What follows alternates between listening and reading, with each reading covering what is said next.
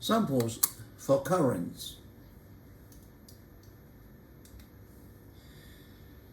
I introduce some new way to calculate the multi-loop circuit current. Find the current through I1, I5, and I6. Now, let me assume the current I call it a loop current. This I1, this loop. This I6, this loop. This I5, this loop. Okay. Under these conceptions, this resistor R2 has two current passing through it. R1 goes from left to right. R5 from right to left.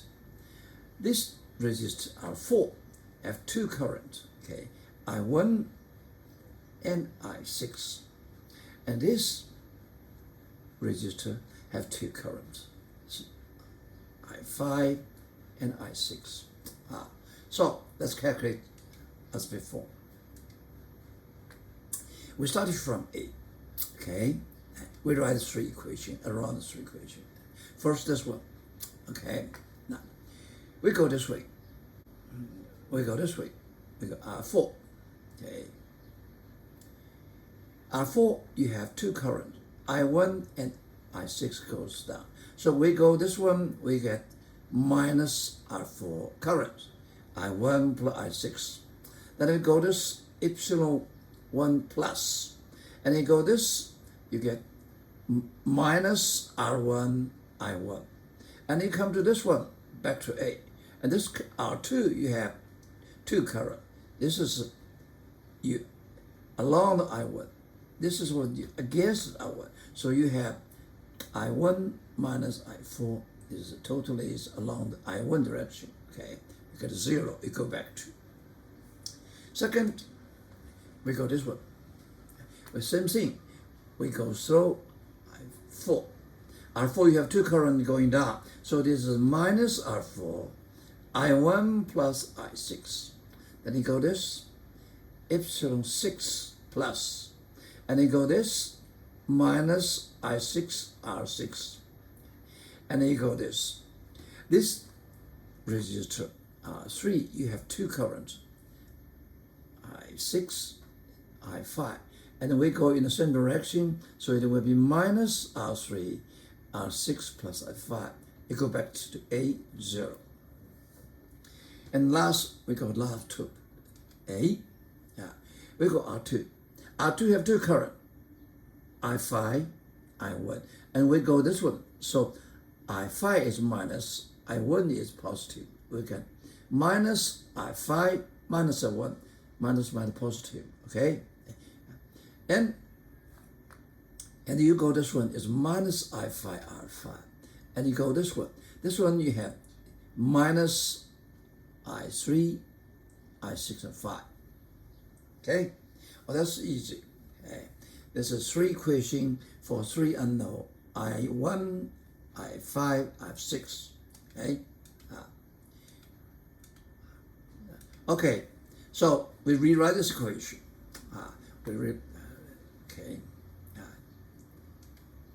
We used I1, I5, I6. Okay.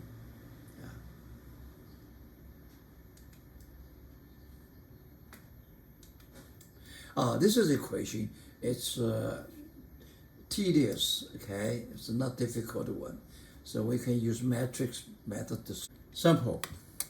Assume in this figure, okay, you have R1, R2, R3, R4, R. This is R, okay. Epsilon 1, epsilon 2. Find the potential difference across the resistance R. We want potential difference. Okay. Now, actually you want potential difference. Actually you want to find the current passing through the R. We look at the loop. I assume I is this loop. I4, look this one, this loop. And R3, this loop, okay? R3, I3 is the only current passing through R3. Okay. Now, under these three low currents, let me write the equation. Okay. We start from point A. This is the point A. Okay. Okay, let me write this red one, this current. We start from this one, epsilon 1 positive. This current R1, you have two, the red one and the blue one. So we go through along them. So it's minus R1 I plus I4. Okay, and then okay, you go back to here along the current, you get minus IR, you get 0. Second, we go this one. You go this one. Okay, we go this one. Epsilon 2 plus. You go this R2. R2 have two currents. One is I4, one is I3. We go against it, so it's plus R2, I3, and I4. And go to here, you go this one. This one is, you go to I4, R4 is plus, and then you go this down. This I1, you have two current. It's red one and blue one, and we go against it. So it is plus R1, I plus I4. Okay, and then you go back to here is minus epsilon 1. The third one, this one, we go this is minus R3, I3. Go this have two currents, I3, I4, and we go along it, so equal to minus R2, I3 plus I4. Then you go this is minus to 0. Okay, so we rearrange this one. Okay, so this is a easy but tedious question. We can get I3, I4. Okay, I get I. Once you get I, it's half ampere, and this potential difference is IR. Okay, so we put number inside, we get the answer, 2.5 volt. Sample. The switch in the circuit shown in the figure closes when V is larger than 2 epsilon of Z. What does this mean? When it's closed, the capacitor will discharge through RB. And then the voltage drop until it's about the epsilon over 3. And then it's open again. It open again, what is happening? The electric motive force devices charge capacitors through RA and RB. That's the process. Okay? What is the period T of the waveform in terms of RA, RB, and C? Now, this is a waveform. Okay? Charge, discharge. There's a period. I want to find the period. The period T equal to T1 plus T2. Now, let's solve this question. First is charge. When you're charging, that means this is open. So the electric motive force charge this capacitor through RA and RB. We have learned this before. The differential equation is epsilon minus RA plus RB minus VC. You get this one. And this one we have R is RA plus RB. And the solution is Q. Q equal to C epsilon plus K. So this constant depends on the initial condition. We don't do this one because we're interested in VC. VC is QC. Okay, so we got a VC. VC divided by Q, we get this epsilon. K over C, we call it the A as constant. Depends on the initial condition, E minus C. Right. Now we do find A. What is A? We know that's one. When T equals to 0, T equals to, you start to charge, that VC is epsilon of C. And this one is open, you charge.